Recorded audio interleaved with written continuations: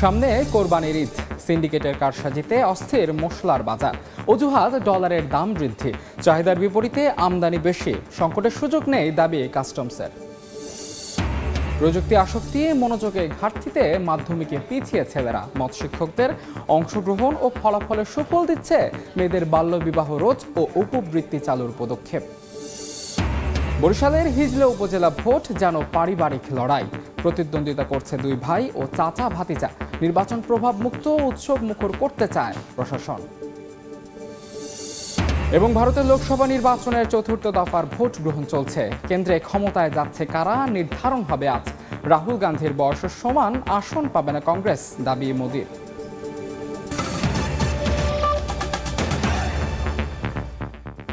সময় সংবাদের সঙ্গে আছে আমি মাহাদি ইসলাম ধ্রুব।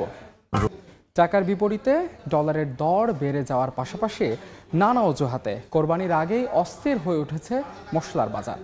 গত এক সপ্তাহে জিরা, এলাচ ও লবঙ্গের মতো মশলার দাম প্রতি কেজিতে 50 টাকা বাড়িয়ে দেওয়া হয়েছে, অথচ এসব মশলা আমদানি হয়েছে 3 থেকে 4 মাস আগে।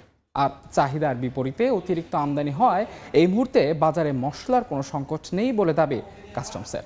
শাখাউত ত্রিপুর ক্যামেরায় বিস্তারিত জানাচ্ছেন কমল দে।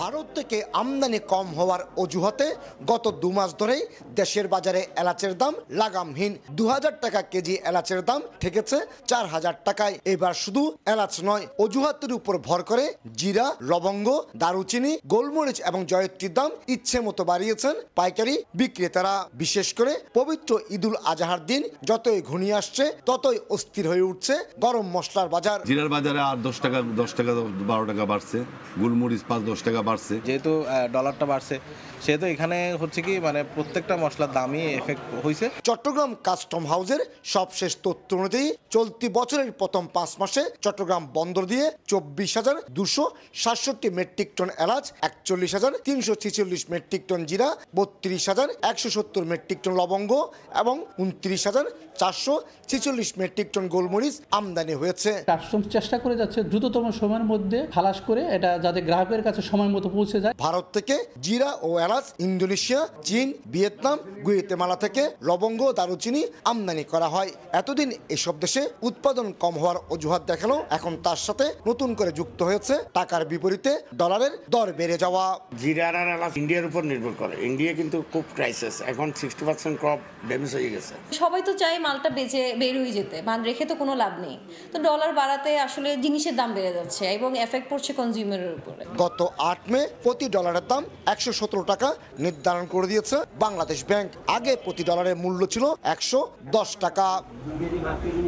এতদিন পর্যন্ত কারসাজি করে বাড়ানো হয়েছিল সব ধরনের মশলার দাম। এবার তারা কারসাজি নয়, যৌক্তিক কারণ দেখাচ্ছে ডলারের দাম বৃদ্ধি, আর এর ফলে বাড়ছে সব ধরনের মশলার দাম। চট্টগ্রামের খাতুনগঞ্জ থেকে কমল দে, সময় সংবাদ। বেশ কয়েক বছর ধরেই মাধ্যমিকের ফলাফলে নিম্নগামী ছাত্ররা। চলতি বছরও পাশের হার ও জিপিএ 5 প্রাপ্তি সব ক্যাটাগরিতেই পিছিয়ে। মাত্রাতিরিক্ত প্রযুক্তি আসক্তি, ক্লাসে কম উপস্থিতি সহ মনোযোগে ঘাটতির কারণে এমন অবস্থা বলে মনে করেন শিক্ষকরা। আর বাল্যবিবাহ রোধ ও উপবৃত্তি চালুর মতো সরকারের কার্যকর পদক্ষেপে শিক্ষায় মেয়েদের অংশগ্রহণ ও ফলাফলে সফলতা দুটোই এসেছে বলে মত শিক্ষা বিশ্লেষকদের। শাকির আহমেদের রিপোর্ট। এসএসসি ও সমমানের পরীক্ষার ফল প্রকাশ হলো রোববার। ফলাফল বিশ্লেষণে দেখা যায় মেয়েদের তুলনায় সব সূচকেই পিছিয়ে ছেলেরা। ছাত্রীদের পাশের হার যেখানে 84.47%, সেখানে ছাত্রদের পাশের হার 3% কমে 81.57% নেমেছে। জিপিএ 5 প্রাপ্তিতেও বড় ব্যবধানে এগিয়ে আছে ছাত্রীরা। এবার 83,353 জন ছাত্র জিপিএ 5 পেলেও 15,000 বেড়ে ছাত্রীদের সেই সংখ্যা দাঁড়িয়েছে 98,776 জনে। পরীক্ষায় অংশগ্রহণের ক্ষেত্রেও পিছিয়ে ছেলেরা। গত কয়েক বছর ধরেই পাবলিক পরীক্ষায় নিম্নমুখী ছেলেদের ফল, মেয়েদের ফলাফলে উচ্ছ্বসিত সরকার প্রধান শেখ হাসিনাও ফলাফলে ছেলে মেয়ে সমতা আনার প্রত্যাশা জানানোর পাশাপাশি ছেলেদের পিছিয়ে যাওয়ার কারণ অনুসন্ধানের আহ্বান জানিয়েছেন। ছেলেরা পিছিয়ে আছে কেন এখন সেটা আমাদের দেখতেই হবে। দয়া করে একটু যার যার বোর্ডে আপনারা একটু খোঁজ নেন। কেন পিছিয়ে ছেলেরা? কারণ অনুসন্ধানে জানা গেল তথ্য প্রযুক্তির মাত্রাতিরিক্ত ব্যবহার, ক্লাসে উপস্থিতি ও নিয়মানুবর্তিতার কোনো ক্ষেত্রেই মনোযোগ নেই ছেলেদের। ছেলেরা মোবাইলের প্রতি আসক্তি তাদের বেশি মেয়েদের তুলনায়, এবং সোশ্যাল মিডিয়া যেটাতে আছে তাদের পদচারণা আর বেশি, এবং সেইটাও তাদের তুলনামূলকভাবে খারাপ রেজাল্ট হওয়ার পিছনে একটি কারণ হতে পারে। বিপরীত দিকে ভালো ফলাফলের পিছনে মেয়েদের লেখাপড়ার প্রতি মনোযোগ বড় ভূমিকা রাখছে বলে মনে করেন বিশ্লেষকরা। বাল্যবিবাহের একটা প্রবণতা আমাদের দেশে ছিল, সেখানে কিন্তু সরকারের স্পেসিফিক প্রোগ্রাম আছে, যে কারণে আমাদের মেয়েরা অনেক বেশি বিদ্যালয়মুখী এবং মেয়েদের ধরে রাখার হারটা অনেক বেশি। ক্লাসের বাইরে শিক্ষার্থীরা কি করছে আর কোনো অপরাধে জড়াচ্ছে কিনা অভিভাবকদের সেদিকে নজর রাখার পাশাপাশি সৃজনশীল কাজে শিক্ষার্থীদের অংশগ্রহণ বাড়ানোর আহ্বান সংশ্লিষ্টদের। শাকির আহমেদ, সময় সংবাদ, ঢাকা। সময় সংবাদে আরও থাকছে, চালুর দ্বিতীয় দিনেই মুখ থুবড়ে পড়ল গেট লক সার্ভিস সিস্টেম। আগের মতোই যত্রতত্র চলছে যাত্রী, মাঠে নেই পুলিশের কড়া নজরদারি।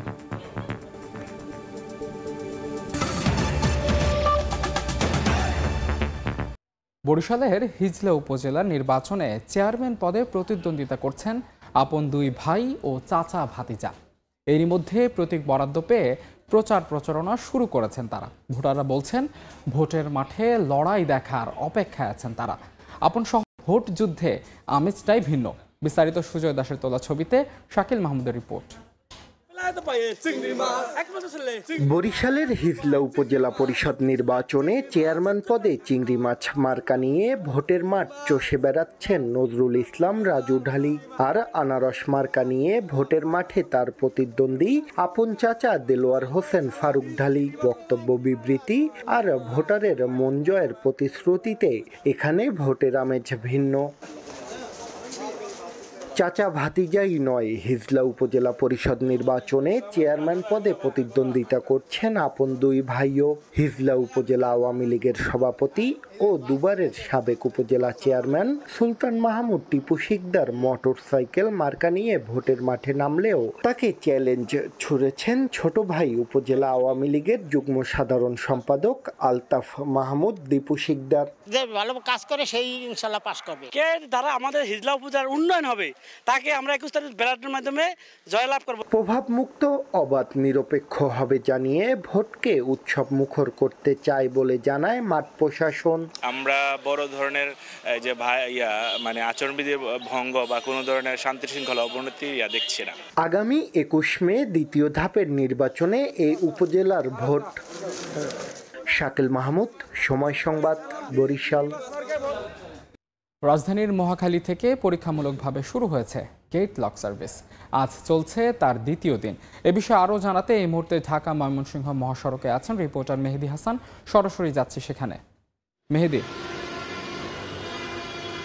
কাগজে কলমে ঢাকা ময়মনসিংহ এই মহাসড়কের 4টি স্থানে আসলে চেকিং পয়েন্ট বসানো হয়েছে। কুর্মিটোলা, খিলক্ষেত, কাকুলি এবং সবশেষ আব্দুল্লাপুর। এই 4টি স্থানে চেকিং পয়েন্ট বসানোর উদ্দেশ্য একই, যে আসলে এই 4টি জায়গায় বাসগুলো আসলে যেই বাসগুলো মহাখালী থেকে ছেড়ে আসবে সেই বাসগুলো যাচাই বাছাই, অর্থাৎ ভেতরে যাত্রী সংখ্যা গুণে দেখা হবে এবং প্রতিটি সিটিং সার্ভিস বলা হচ্ছে, অর্থাৎ যত্রতত্র বাস যত্রতত্র কোনো যাত্রী তুলবে না এবং রাস্তার মাঝে কখনো দাঁড়াবে না। সেই উদ্দেশ্যে আসলে এই 4টি পয়েন্টে এই চেকিং সিস্টেম বসানো হয়েছিল। তবে আজ আসলে এটির দ্বিতীয় দিন চলছে। সেই দ্বিতীয় দিনে এক প্রকার বলা চলে মুখ থুবড়ে পড়েছে, কেননা আমরা ঠিক মহাখালী থেকে এখন এই মুহূর্তে রয়েছে এয়ারপোর্ট। এই প্রতিটি পয়েন্টে পয়েন্টে আমরা এক একটি বাসে উঠেছি, প্রতিটি যাত্রীর সাথে কথা বলেছি, বাস পরিবহন সংশ্লিষ্টদের সাথে কথা বলেছি। তারা আসলে যেমনটি বলছেন এই নিয়মটি আসলে তাদের জন্য হঠাৎ করেই চলে এসেছে এবং এই নিয়মটি হঠাৎ করে আসলে বাস্তবায়িত হওয়াটা এক প্রকার অবিশ্বাস্য। কেননা তারা যেটি বলছেন এই নিয়মটি বাস্তবায়িত হতে গেলে সবার আগে সচেতন করতে হবে সাধারণ যাত্রীদের, যারা আসলে কাউন্টার থেকে বাসে উঠবেন। সাধারণ যাত্রী আসলে এই নিয়মটি, যাত্রীরা যেটি বলছেন তারা এই নিয়ম সম্পর্কে কিছুই জানেন না, যে ফলে তারা রাস্তার মাঝখানে দাঁড়িয়ে থাকেন, অর্থাৎ যে কোনো জায়গা থেকে আসলে বাসকে সিগন্যাল দিচ্ছেন। সিগন্যাল দেওয়ার ফলে কিন্তু বাসগুলো থামতেও বাধ্য হচ্ছে, কেননা তাদেরও যাত্রী তুলতে হবে, সেই উদ্দেশ্যেই তারা এই যাত্রীগুলো তুলছে। তারা এমনটি আমাদের জানিয়েছেন এবং তাদের কথা বিবেচনায় রেখে এই সিদ্ধান্তটি পুনর্বিবেচনার কথা আমাদের জানিয়েছেন তারা। যদি একটু জানিয়ে রাখি, গত শনিবার কিন্তু দুদিন আগেই গুলশান ট্রাফিক পুলিশের উদ্যোগে কিন্তু এই গুলশান ট্রাফিক পুলিশের উদ্যোগে এই সিদ্ধান্তটি নেওয়া হয়। তবে এই সিদ্ধান্ত আসলে বাস্তবায়িত হওয়ার ক্ষেত্রে গতকাল আমরা দেখেছি তাদের তদারকি, পরিবহন সংশ্লিষ্টদের তদারকি, তবে আজ কিন্তু খুব একটা তদারকি চোখে পড়ছে না। তবে একটু জানিয়ে রাখি যে এই ধরনের সিটিং সার্ভিস, এই ধরনের সিস্টেম এর আগেও বহুবার আসলে নেওয়া হয়েছে, তবে বাস্তবে কিন্তু সেটির কার্যকারিতা একদম শূন্যের কোঠায় বললেই চলে। এই মুহূর্তে যে এয়ারপোর্ট সড়কটি রয়েছে, সেই এয়ারপোর্ট সড়ক আপনারা দেখতে পাচ্ছেন, এর উপরে একটি ফ্লাইওভার থাকা রয়েছে, সেই ফ্লাইওভার দিয়েই কিন্তু দূরপাল্লার বাসগুলো যাওয়ার কথা। তবে সেই ফ্লাইওভার ব্যবহার না করে কিন্তু দূরপাল্লার বাসগুলো নিচ দিয়ে আসছে একমাত্র যাত্রী তোলার উদ্দেশ্যে। তো মোদ্দা কথায় বলা চলে যে এক প্রকার এই নিয়মের কিছুই মানা হচ্ছে না। তবে তা কতদিন পর্যন্ত টিকবে, এই নিয়ম আদৌ কি সেটি টিকবে কিনা, সেটিও কিন্তু চিন্তার বিষয়। এই ছিল আসলে ঢাকা ময়মনসিংহ শহর সড়কের এয়ারপোর্ট থেকে আমার কাছে থাকা সবশেষ তথ্য। দেখছেন সময় সংবাদ। হজযাত্রার পঞ্চম দিনে সকাল থেকে 730 যাত্রী এরই মধ্যে ঢাকা ছেড়েছেন। এদিন হজ যাত্রীদের জন্য মোট 6টি ফ্লাইট বরাদ্দ রাখা হয়েছে। বাংলাদেশ হজ অফিসের তথ্য অনুযায়ী এখন পর্যন্ত মোট 32টি ফ্লাইটে বাংলাদেশ থেকে 12,689 যাত্রী সৌদি আরবে পৌঁছেছেন। এবছর হজের শেষ ফ্লাইট ছেড়ে যাবে আগামী 10 জুন। তবে ভিসা ইস্যুকরণ প্রক্রিয়া চলমান থাকলেও এখনও সরকারি ব্যবস্থাপনায় 8% ও বেসরকারি ব্যবস্থাপনায় 14% হজ যাত্রীর ভিসা ইস্যু বাকি রয়েছে। এদিকে হজ ক্যাম্পের এবারের সার্বিক ব্যবস্থাপনায় সন্তোষ প্রকাশ করেছেন যাত্রীরা। নানা সীমাবদ্ধতায় মুখ থুবড়ে পড়েছে পার্বত্য চট্টগ্রামে মাতৃভাষায় ক্ষুদ্র নৃগোষ্ঠীর শিশুদের প্রাথমিক শিক্ষা কার্যক্রম। আন্তর্জাতিক মাতৃভাষা ইনস্টিটিউটের তথ্য বলছে বিলুপ্তির পথে 14টি নৃভাষা। এমন অবস্থায় লাখো ক্ষুদ্র নৃগোষ্ঠীদের ভাষা ও সংস্কৃতি সংরক্ষণে প্রয়োজনীয় ব্যবস্থা নেওয়ার তাগিদ শিক্ষাবিদদের। মার্জিয়া মামুর রিপোর্ট, ছবি তুলেছেন মোহাম্মদ শাহজাহান।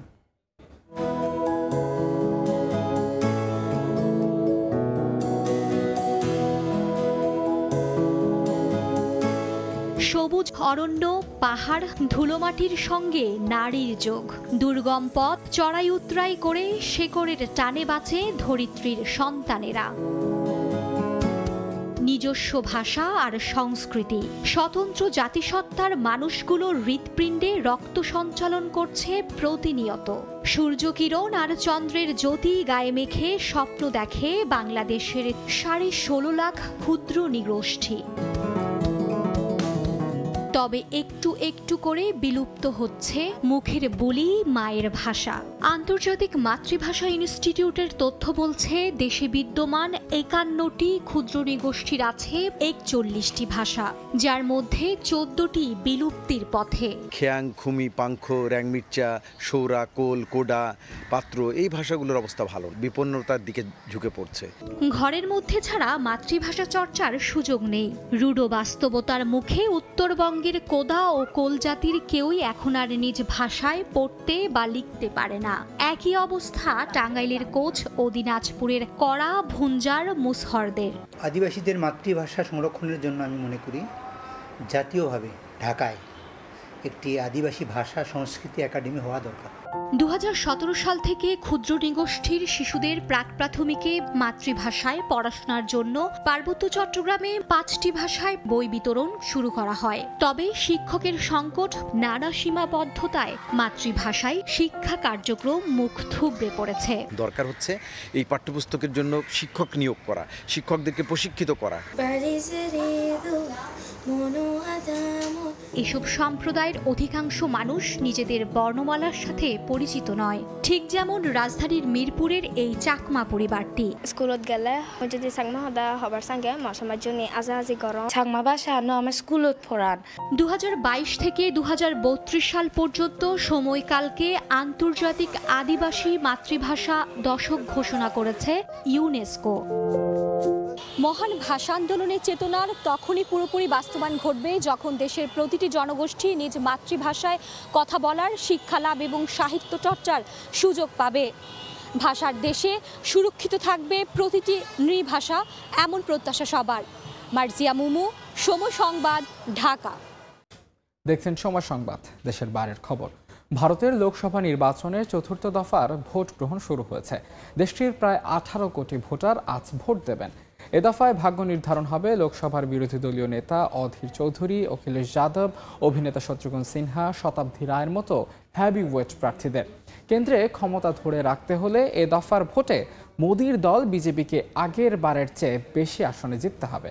আর মোদিকে নামাতে হলে বিরোধী দলীয় জোট ইন্ডিয়ার বেশি আসনে বিজেপিকে হারাতে হবে। ভারত থেকে বিস্তারিত জানাচ্ছেন সুব্রত আচার্য। চলছে অন্ধ্রপ্রদেশ, উত্তরপ্রদেশ, মধ্যপ্রদেশ, তেলেঙ্গানা, পশ্চিমবঙ্গ সহ 10 রাজ্যের 96 আসনের ভোট গ্রহণ। স্থানীয় সময় সকাল 7টায় শুরু হওয়া ভোট চলবে সন্ধে 6টা পর্যন্ত। এর আগে 3 দফার ভোটের মধ্য দিয়ে দেশটির লোকসভার 543 আসনের মধ্যে 283 আসন অর্থাৎ মোট লোকসভা আসনের প্রায় 52% আসনে ভোট সম্পন্ন করেছে নির্বাচন কমিশন। এখন বাকি 260 আসনের মধ্যে চতুর্থ দফায় শেষ হলে বাকি থাকবে মাত্র 164 আসন। রাজনৈতিক দলগুলো, বিশেষ করে দেশটির প্রধান দুটি রাজনৈতিক শক্তি বিজেপি এবং ইন্ডিয়া জোটের ভাগ্য নির্ধারণ হয়ে যাবে আজ অর্থাৎ চতুর্থ দফার ভোটের মধ্য দিয়েই। কেননা সরকার গঠন করতে প্রয়োজন হবে 272 আসন। ভোট বিশ্লেষকরা মনে করছেন এই দফার ভোটের মধ্য দিয়েই এটা নির্ধারিত হয়ে যাবে, যদিও শেষ হিসেব জানা যাবে 4 জুন ফলাফল প্রকাশের মধ্য দিয়েই। ভারতের চলমান 18তম লোকসভা ভোট শুরু হয় 19 এপ্রিল। 7 দফার ভোট শেষ হবে 1 জুন। ফলাফল জানা যাবে 4 জুন। বিজেপি 2014-2019 সালের পরপর 2 দফায় ক্ষমতায়। দলটির লক্ষ্য তৃতীয়বারের ক্ষমতায় ফেরা। সুব্রত আচার্য, সময় সংবাদ, ভারত। এ পর্যায়ে শীর্ষ সংবাদগুলো জানিয়ে দিচ্ছে আরেকবার। সামনে কোরবানির ঈদ, সিন্ডিকেটের কারসাজিতে অস্থির মশলার বাজার। অজুহাত ডলারের দাম বৃদ্ধি, চাহিদার বিপরীত আমদানি বেশি, সংকটের সুযোগ নেই দাবি কাস্টমসের। প্রযুক্তি আসক্তি, মনোযোগের ঘাটতিতে মাধ্যমিকে পিছিয়েছে ছেলেরা। মৎ শিক্ষকদের অংশগ্রহণ ও ফলাফলের সুফল দিচ্ছে মেয়েদের বাল্যবিবাহ রোধ ও উপবৃত্তি চালুর পদক্ষেপ। এবং ভারতের লোকসভা নির্বাচনের চতুর্থ দফার ভোট গ্রহণ চলছে। কেন্দ্রে ক্ষমতায় যাচ্ছে কারা নির্ধারণ হবে আজ। রাহুল গান্ধীর বয়সের সমান আসন পাবে না কংগ্রেস, দাবি মোদির।